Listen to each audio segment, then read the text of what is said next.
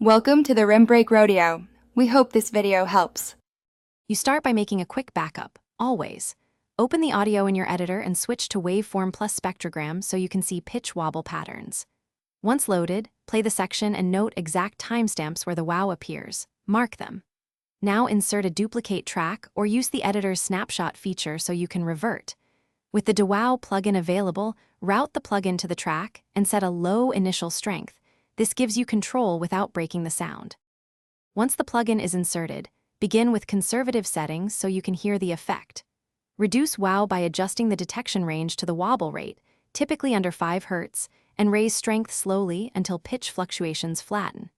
Make short passes over marked sections rather than one long pass. This prevents pumping or unnatural artifacts. If your editor supports automation, write the plugin strength over time so heavy wobble gets more correction. Make repeated comparisons with the original so you keep natural timbre.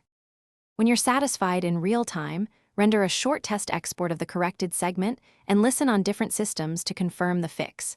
If you hear metallic artifacts or breathing, dial back the plugin strength and re-render. Make targeted spectral repairs for persistent glitches instead of global heavy processing. Once clean, render the full file and save presets with notes so you can repeat the process. One key troubleshooting tip: if dewowing causes artifacts.